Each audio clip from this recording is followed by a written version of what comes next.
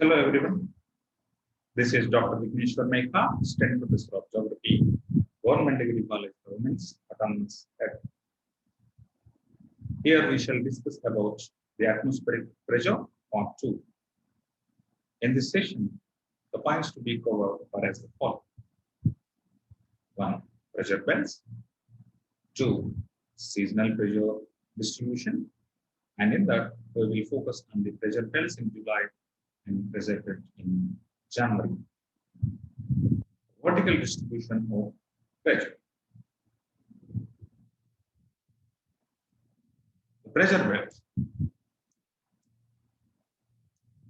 The horizontal distribution of air pressure or atmospheric pressure across the latitude is characterized by high or low pressure belts. This is, however, a theoretical model because pressure belts are not always found as such on the Earth. There are 7 distinctly identifiable zones of horizontal pressure systems or pressure belts. The important pressure belts are 1. Equatorial low pressure belt. 2. Subtropical high pressure belt. 3. The subpolar low pressure belt. And 4. The polar high pressure belt. Except the equatorial low pressure belt, all other form match belts in the northern and southern hemisphere. On the whole, there are 7 pressure belts in the world. The pressure belts are not permanent in nature. They oscillate with the apparent movement of the sun. In the northern hemisphere, in winter, they move southwards and in the summer, northwards.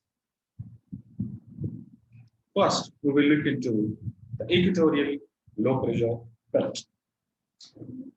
The equatorial low pressure belt lies between 10 degrees north and 10 degrees south latitudes.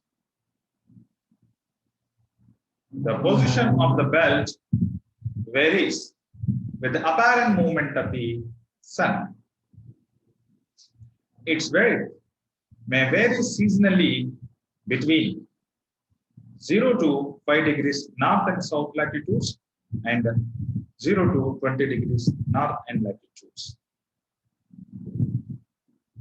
The equatorial low pressure belt happens to be the zone of convergence of trade winds, that is, intertropical convergence zone from 2 hemispheres from subtropical high pressure belts. This belt is also called the doldrums because of the extremely calm air movements takes place. The formation of the equatorial low pressure belt. As this region lies along the equator, it receives highest amount of insolation. Due to the intense heating, the air gets heated up, creating a low pressure region. This region is thermally formed. Climate of equatorial low pressure belt. The air at the margins of the low pressure region rises, that is due to convection, giving rise to clouds and turbulent weather along the margins. Only vertical currents are formed and the surface winds are almost absent since winds rise near the margins itself. Hence, this belt within the region within the belt is characterized by extremely low pressure at calm weather condition. as a larger part of the low pressure belt passes along the oceans and the winds obtain huge amount of moisture. Vertical winds carrying moisture from the cumulonimbus thunderstorm clouds and leads to the convectional rain. The rising air loses all its moisture by the time it reaches the upper parts of the troposphere.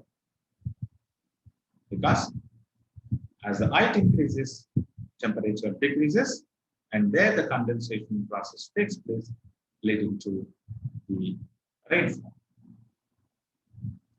In spite of high temperatures and moisture, cyclones are not formed between 5 degrees north and south of the equator because of the negligible Coriolis force.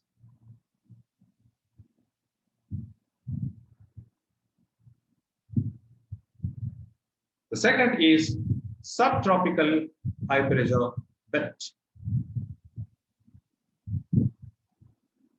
The subtropical high pressure belts extend from near the tropics to about 35 degrees north and south latitudes. That is 25 degrees north and south latitudes to 35 degrees north and south latitudes. Formation of subtropical high pressure belt. After complete loss of moisture, the air moving away from the equatorial low pressure belt and the subtropical low pressure belt in the upper troposphere is dry and hot. The blocking effect of air at upper levels because of the Coriolis force, the cold, dry air to subside at 30 degrees north and south latitudes.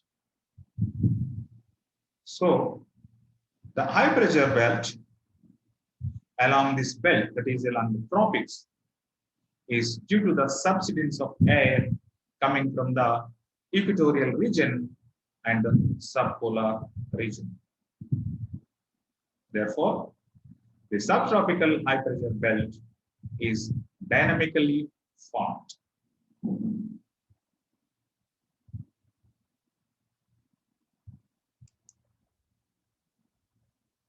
Climate of subtropical high pressure belt. The subsiding air is warm, that is heated due to increase in ambient pressure, and dry. Therefore, most of the deserts are present along this belt in both the hemispheres. The deserts, hot deserts, are forming in the western margins of the continents in this equatorial high pressure belt. A calm condition, that is the anticyclonic characters with favorable winds, is created in this high pressure belt. The descending air currents feed the winds blowing towards adjoining low pressure belts. This belt is frequently invaded by tropical and extratropical disturbances. The subtropical high pressure belts are also called as Ars latitudes. The corresponding latitudes of subtropical high pressure belt are called Ars latitudes.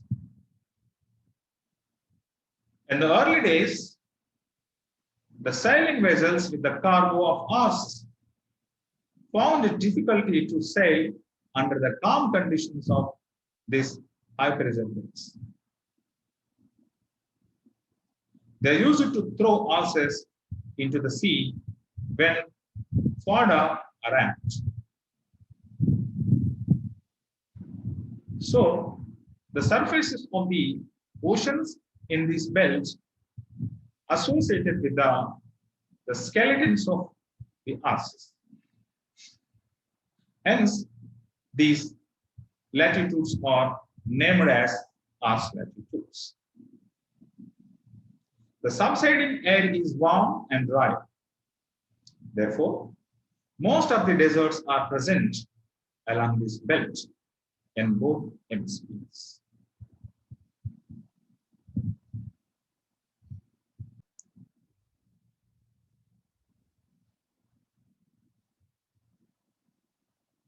The figure on the screen discloses you the distribution of our deserts and subtropical high pressure belts along the western margins of the continents.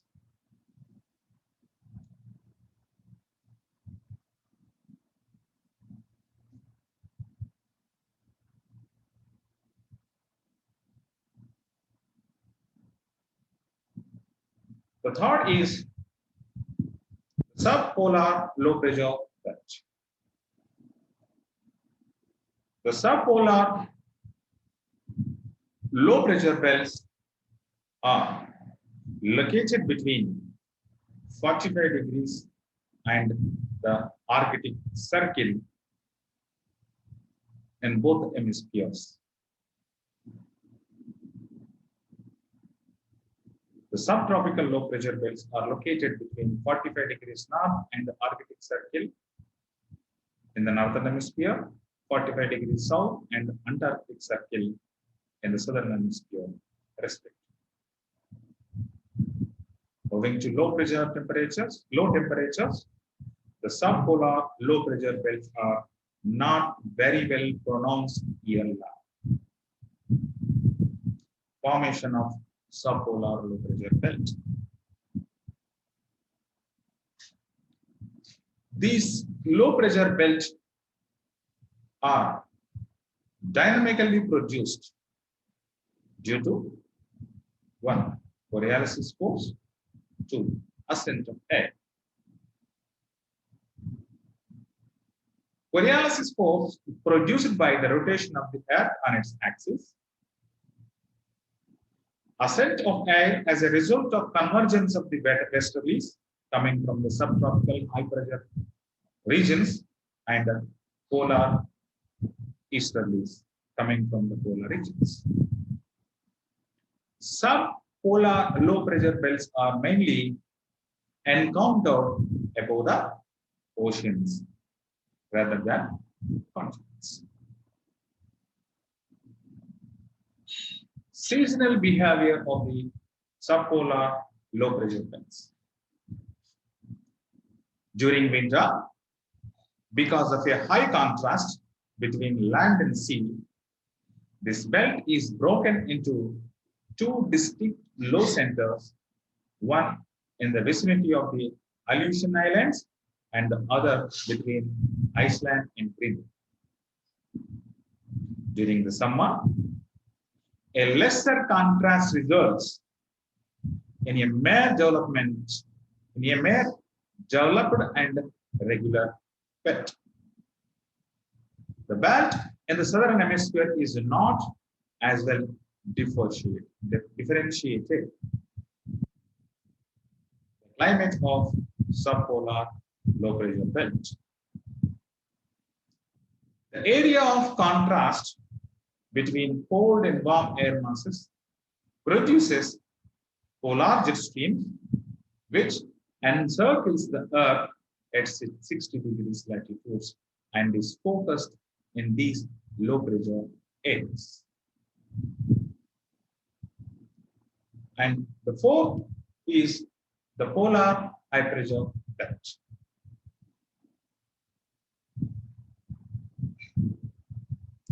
The polar high pressure belts are small in area and extend around the poles. These belts lie around poles between 80 to 90 degrees north and south latitudes. Formation of polar high pressure belts. The air from the subpolar low pressure belts after saturation becomes dry. This dry air becomes cold while moving towards the poles through upper troposphere. The cold air that is heavy on reaching poles subsides, creating a high pressure belt at the surface of the Earth.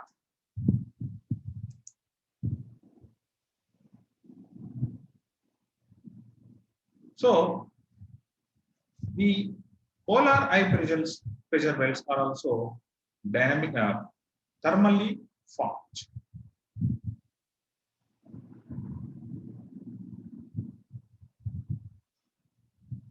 Now, the seasonal distribution of atmospheric pressure. The variation of pressure from place to place and from season to season over the Earth plays an important role in affecting the weather and climate. Therefore, we study pressure distribution through isobar maps. While drawing isobar maps, the pressures of all places are reduced to sea level to avoid the effect of altitude on air pressure. The seasonal distribution of atmospheric pressure can be studied as follows. Pressure belts in July and pressure belts in January.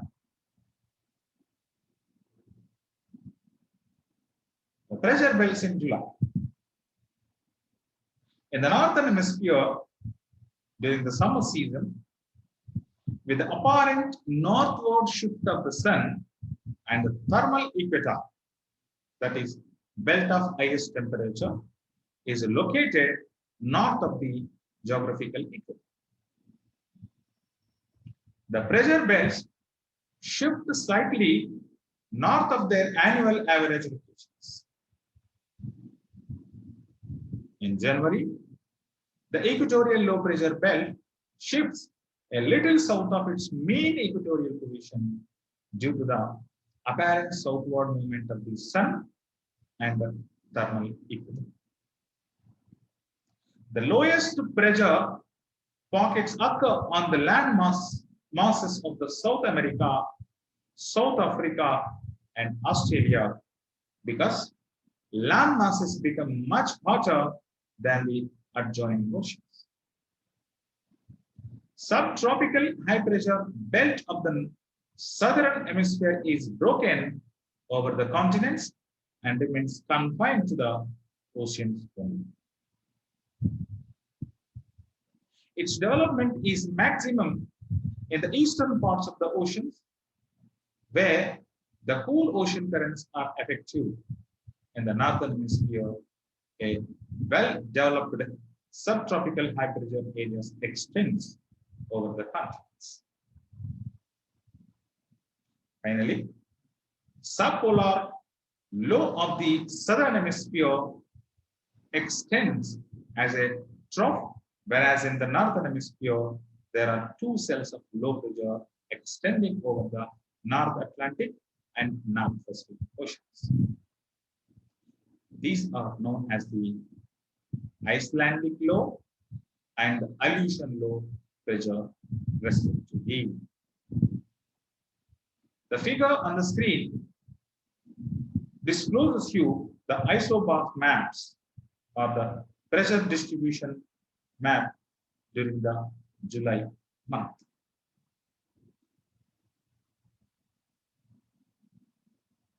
The next is pressure belts in January.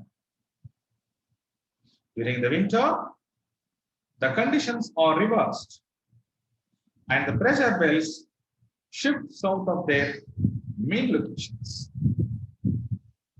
Opposite conditions prevail in the southern hemisphere. The amount of shift is, however, less in the southern hemisphere due to the predominance of water. In July, the equatorial low pressure belt shifts towards the north following the apparent movement of the sun and the geographical thermal equator. This shift is maximum in Asia. The land masses of the northern hemisphere become excessively hot and low pressure areas develop over them. The subtropical high pressure belts of the southern hemisphere extend continuously. In contrast, in the northern hemisphere, it is broken over the continents and remains confined to the North Atlantic and North Pacific oceans. The subpolar low pressure is deep and continuous in the southern hemisphere, while in the northern hemisphere, there is only a faint oceanic low. The figure on the screen, the isobar map, discloses the pressure belts in January.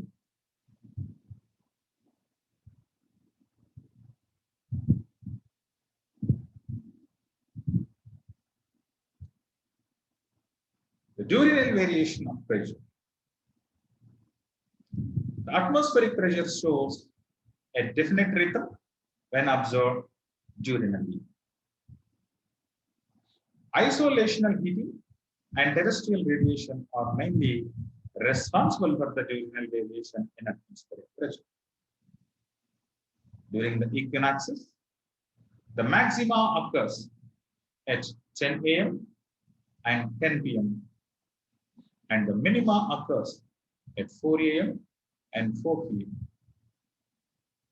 In the tropics, higher diurnal range occurs at places located at sea level, and a lower range occurs at places located at higher altitudes. The continents experience a larger range during daytime and a smaller range during the night. The oceans and the coast have a large diurnal range. The irregularities in the diurnal range occur due to the cyclones, anticyclones, and other atmospheric disturbances. These irregularities are larger and more pronounced in mid-latitudes and less pronounced in high latitudes. Now, the vertical distribution of atmospheric pressure.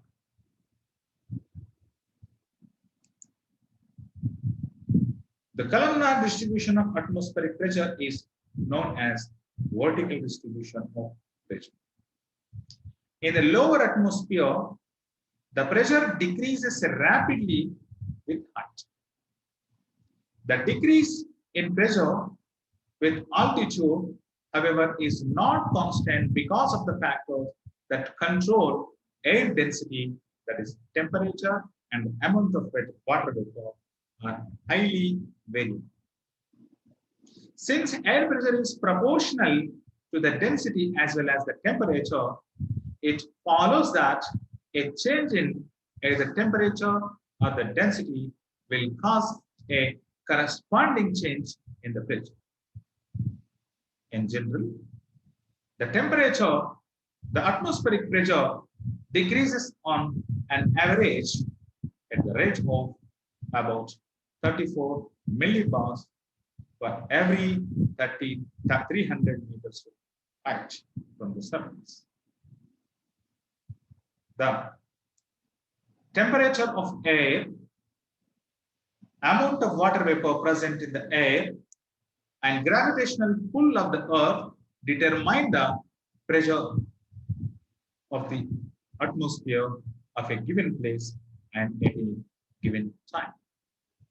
Since these factors are variable with the change in height and there is a variation in the rate of decrease in air pressure with increasing in altitude.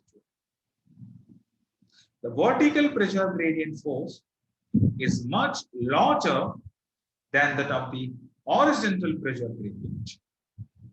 However, it is generally balanced by nearly equal but opposite gravitational force. Hence, we do not experience strong upward winds. The standard pressure and temperature at selected levels are disclosed in the table given on the screen. At sea level, the pressure in millibars is 1013.25 millibars. This is the normal atmospheric pressure, and the temperature would be 15.2 degrees Celsius. At 1000 meters or 1 kilometer, the pressure would be 898.76 millibars, and the temperature would be 8.7 degrees Celsius. At 1000 meters height or 5 km altitude, 540.48 millibars of pressure is present, and temperature would be minus 17.3 degrees Celsius. And at 10,000 meters altitude, at 10 kilometers height, the pressure would be 265 millibars, and the temperature would be minus 49.7 degrees Celsius. At the height of the Mount Everest, the air pressure is about 2/3 less than what is at the sea level. And it is observed from the table that the pressure and temperature both are inversely proportional to the height or the altitude. So far, we dealt with the following points in the present session. They are pressure belts, seasonal pressure distribution.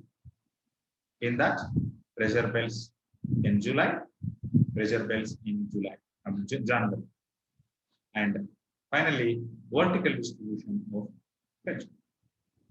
On the whole, in the chapter, in this present chapter, that is the atmospheric pressure distribution in part 1 and part 2, the following points have come.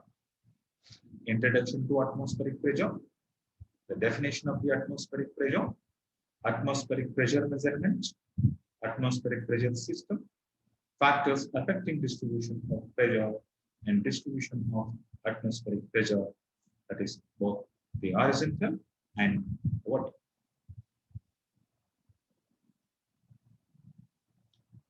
In the next session, we will discuss about the other chapter. Until then, take care and stay safe.